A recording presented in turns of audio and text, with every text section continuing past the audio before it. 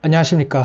일본에 오고 나서 한 일주일 정도 지났는데요. 여태까지 좀 굉장히 많은 일들이 있었습니다. 썸네일로는 ASMR 이야기로 조금 어그로를 끌어봤는데 해당 내용은 조금 뒷부분에서 이야기를 하겠습니다. 해당 내용만 듣고 싶은 분들은 설명란 참고하셔서 넘기시면 될 것 같습니다. 일단 지금 제가 들어온 회사는 파견 회사인데 이번 8월에 연수 동기가 약 30명 정도 되더라고요. 이번이 유독 많다고 하셨는데 평소에는 한 20명 정도가 매달 연수에 참여하는 것 같습니다. 이번 연수생 중에서 외국적을 가진 사람은 한 3명 정도 있었는데 한국인이 2명, 중국인이 1명 이렇게 있었습니다. 뭐 다들 일본어를 잘 하는 편이고 최근까지 일본에서 지내시던 분들이더라고요. 연수의 내용에 대해서 조금 이야기를 하자면 매일마다 일부러 자리를 바꿔가면서 새로운 사람과 커뮤니케이션을 시키는 훈련을 하더라고요. 그 덕분에 꽤 많은 사람들과 이제 이야기를 나눠봤고 그 중에서 몇몇하고는 조금 친해진 느낌도 생겼었고요. 다만 이 다양한 사람과 이야기를 할 수 있는 커뮤니케이션 능력이라는 거는 거의 필수라고 하시더라고요. 그래서 이제 내향인이나 말을 좀 하기 어려워하는 그런 사람에게는 지옥일 수도 있겠다라는 생각이 조금 들었습니다. 연수생들의 연령 분포는 20대 초반에서 40대까지 정말 다양하게 분포해 있었고 가장 많은 나이대는 한 20 중반에서 30 초반 정도, 다들 반도체는 미경험이고 정말 다양한 경험들을 한 사람들이 모여 있었습니다. 영양사, 개이바, 알바, 사서, 다른 파견 회사 경력, 화학 공장, 철도 회사, 통신 판매, 영업, 정말 다양하게 여러 가지 일들을 해본 사람들이 와 있었고 그런 다양한 경험들의 이야기를 들어볼 수 있는 것도 하나의 메리트인 것 같아요. 같은 동기니까 이제 서로 밥 먹으면서 이야기도 나누고 그러니까 그런 면에서는 꽤 괜찮은 것 같습니다. 교육 내용에 대해서는 아직 1주차라서 그렇게 어려운 내용은 없었습니다. 다만 찝어주는 내용에 대해서 이제 암기를 시켜가지고 서술형으로 쓴다던가 단답형으로 쓴다던가 이런 테스트를 하는데 분량은 그렇게 많지가 않았는데 한자를 써야 되다 보니까 쉬는 시간에도 계속 반복하면서 한자를 적으면서 암기를 했었었네요. 결과는 다 만점이긴 했었는데 의외로 일본인들 중에서 만점자가 많지는 않더라고요. 어떤 내용들을 암기를 시켰냐고 한다면 예를 들어서 사회인으로서 지켜야 하는 4가지라고 해서 회사가 문을 열기 10분 전에는 오피스에 도착을 해야 한다. 노동의 대가로 급여를 받는다는 것을 자각하기. 무조건 메모를 해가지고 같은 질문을 반복하지 않기. 이견이 있어도 회사의 룰을 지키고 그 의미를 파악하자. 사회인 기초라는 과목을 배웠었을 때는 대충 이런 내용들이었고 반도체 관련해서는 아직까지 딥하게 들어간 건 없어가지고 반도체란 무엇인가, 가장 많이 쓰이는 재료는 무엇이고 그 이유는 뭔가, CPU나 메모리는 무엇인가, 이런 부분들을 서술하는 내용이었습니다. 하지만 프린트해서 주는 것에 시험에 나오는 내용들이 다 줄그어져 있기 때문에 그것만 달달달달 외우면 그냥 무조건 100점, 완전 암기식이었습니다. 아직까지 수준은 이 정도였고 외울 시간도 충분히 줘가지고 노력하면 다 만점 받을 수 있는 내용인데 다른 일본인 동기들은 쪽지 시험에 40점만 넘기면 되니까 조금 느긋한 마음으로 하지 않았나 싶습니다. 그래서 만점자가 적지 않았나. 뒤에서 설명하겠지만 저는 만점이 아니면 안 되는 상황이라서 휴식 때 진짜 달달달달 외웠습니다. 그리고 이 파견 회사가 좀 대단하다라고 생각을 했던 내용인데 기본적으로 연수생을 키옥시아로 보내려고 하더라고요. 강사가 키옥시아 출신인데 그쪽에 영향력이 있다 보니까 강사의 판단 하에서 이제 성격에 문제가 없고 테스트를 잘 통과한 사람들이라면 키옥시아로 그냥 보내는 것 같습니다. 물론 연수생들 전부 반도체 미경험자고 그런데도 들어갈 수 있는 것 같아요. 분위기가. 다만 외국인은 못 들어갑니다. 키옥시아가 안 받아준다고 하더라고요. 그래서 외국인 신분으로 들어갈 수 있는 곳은 외자계라고 하는 일본 내에서 외국계 기업들, ASML, 램 리서치 같은 곳이거나 일본 기업 중에서는 톱 기업이 아닌 곳들, 예를 들어서 에바라 제작소라는 곳은 노려볼 수 있다라고 강사분께서 언급을 해주셨습니다.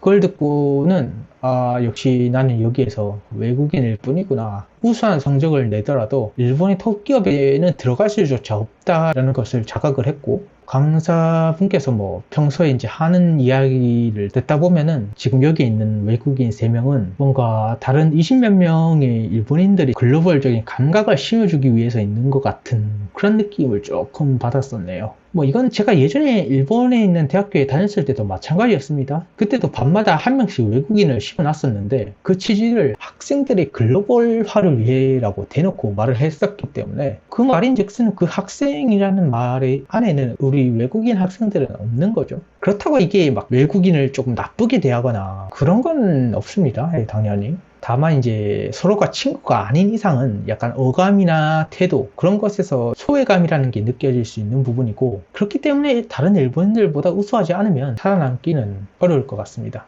제가 처음에 연수를 들어가서 강사와 면담을 거쳤을 때 다른 일본인들은 합격 커트라인만 넘기면 절반은 키옥시아에 가는 분위기 같았습니다. 그런데 저한테 하는 말은 일단 키옥시아에는 당연히 회사에서 안 뽑으니까 못 들어가고 ASML이나 랩 리서치 같은 곳은 들어갈 수 있는 가능성은 존재하지만 ASML은 영어 토익 800점 정도 필요하고 랩 리서치는 영어를 못해도 들어갈 수는 있지만 이번 연수 과정에서 모든 테스트를 만점 정도 받는 수준이 아니면 어렵다라고 말을 하셨거든요. 기본 합격 커트라인이 매일 치는 쪽지 시험은 40점 이상, 중간에 있는 종합 테스트는 80점인데 저는 그 이상의 성과를 내야 한다는 거죠. 그게 아니고 고만고만한 성적으로 통과하는 수준이면 갈 수 있는 곳은 에바라 제작소.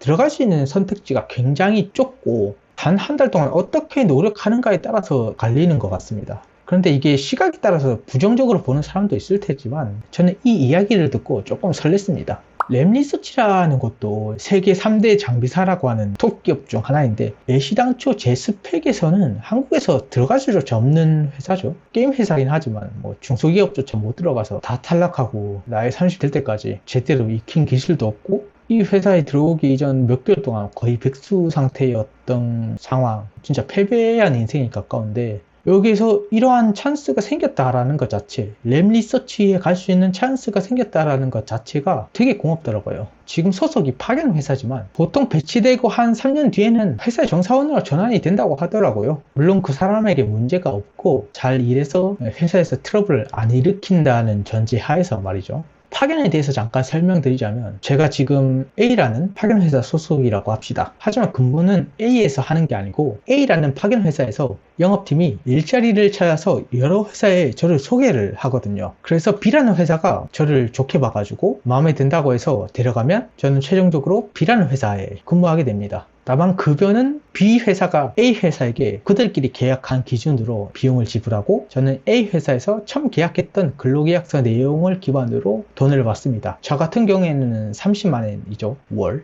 이 정해진 금액을 받는 거고 A 회사는 당연히 마진을 챙겨서 저에게 돈을 지불하겠죠. 그러니까 실제로 B 회사에서 A 회사에게 지불하는 금액은 30만 원보다 훨씬 많을 겁니다. 그렇다면 내가 B 회사의 정직원으로 전환이 되는 것이 A 회사의 손실이 되는 게 아닌가, 누가 그걸 좋게 보겠냐라고 하시겠지만 그것도 아니라고 합니다. 왜냐하면 B 회사가 그냥 정직원으로 전환을 시키는 게 아니고 A 회사에 돈을 주고 데려오는 형식이라고 합니다. 파견을 뽑아서 한번 일을 시켜봤더니 잘해, 우리 회사 분위기와도 참 잘 어울려, 그러면 계속 쓰고 싶잖아. 이 경우에 계속 쓰겠다면서 오히려 돈을 더 주고 데리고 오는 거죠. 그리고 대기업일수록 돈보다 인재 확보에 더 관심이 높고 자기네 회사랑 잘 맞는 사람이면 이렇게 돈 쓰는 거에 대해서는 전혀 아끼지 않는다고 하더라고요. 그리고 드디어 ASML 이야기인데요. 연수가 시작되고 한 4일차쯤에 목요일이죠. ASML 재팬의 매니저랑 슈퍼바이저 분이 이 회사의 연수에 관심이 있다고 하시면서 연수생들을 뽑아가려고 들르셨습니다. ASML과 같은 세계적인 톱 기업의 윗사람이 직접 이곳에 와서 들리는 건 이번이 처음이라고 하시더라고요. 강사분은 키옥시아 출신인데 자기도 들어갈 수 있다면 뭐 들어가고 싶다 그러시더라고요. 그리고 키옥시아를 꿈꾸는 다른 일본인 연수생들을 보면서 ASML 가는 게 훨씬 낫다라고 하면서, 게다가 여기까지 일부러 찾아와서 뽑아가는 건 정사원으로 전환시킬 목적이 있는 게 다분한 거고, ASML에 들어가는 게 거의 토요타 본사에 들어가는 거랑 맞먹는 수준이다, 뭐 그렇게 이야기를 하시더라고요. 저는 그 정도인가 싶었는데 아무래도 이건 일본과 한국 사이에서 조금 기업들의 인식 차이라는 게 있는 것 같습니다. 그래서 한 가지 국뽕이 생기는 스토리가 여기에 숨어져 있는데요. 이 ASML에서 굳이 다른 대형 파견 회사들이 아니고 어떻게 보면 조금 작다라고 할 수 있는 이 파견 회사에 굳이 들러가지고 연수생들을 보려고 하는 이유가 어느 한국인 때문이었습니다. 작년에 제가 소속해 있는 이 파견 회사에서 ASML로 배치된 한국인이 있었는데 그 사람이 ASML에서 엄청나게 공헌을 하고 있다고 하더라고요. 한 1년 만에 리더격이 됐다고.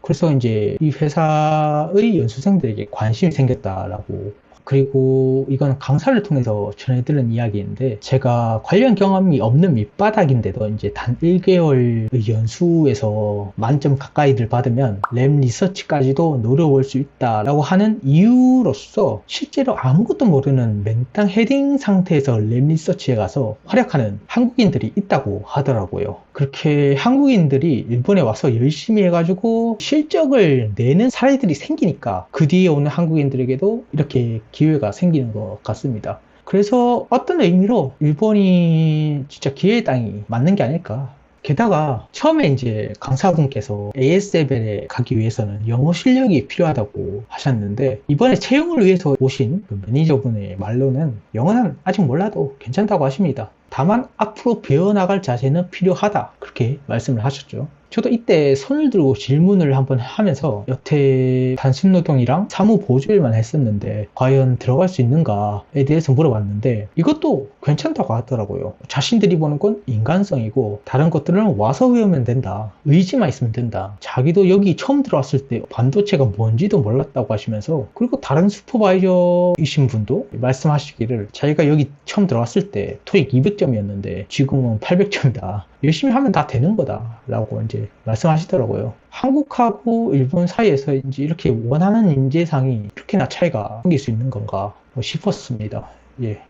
ASML이 목요일에 처음에 왔었고, 이때는 자신들이 회사를 소개를 해주고 질문 타임을 가지면서 연수생들을 하나하나 관찰하신 다음에 뭐 관심 있는 사람을 추려가지고 그 다음 날인 금요일에 개인별로 면담을 진행했습니다.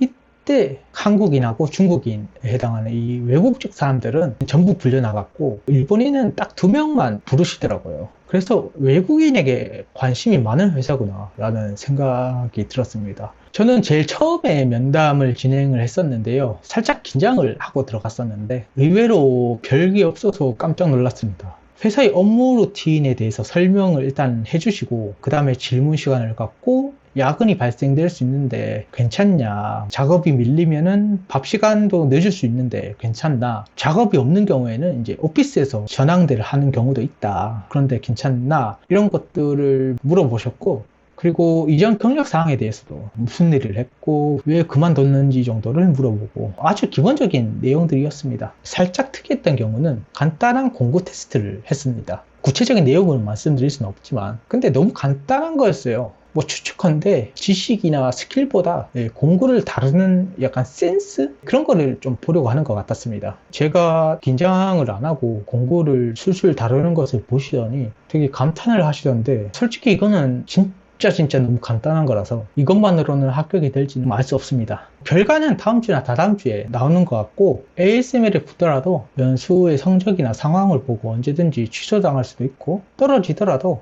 뭐 랩 리서치를 노려볼 수도 있기 때문에 지속적으로 만점을 받을 수 있도록 한 달 동안 좀 열심히 해봐야 될 것 같습니다. 뭐 사실은 여기 와서 오랜만에 일본인 친구하고 만나가지고 밥도 먹고 휴대폰도 개통하고 뭐 카라오케도 가고 그런 내용도 영상으로 좀 담았었는데 당분간 편집할 시간이 없을 것 같아서 못 올리거나 시간이 생길 때까지 뒤로 미뤄야 할 것 같습니다. 여기까지 영상 봐주신 분들 감사합니다. 도움이 되었으면 좋겠네요.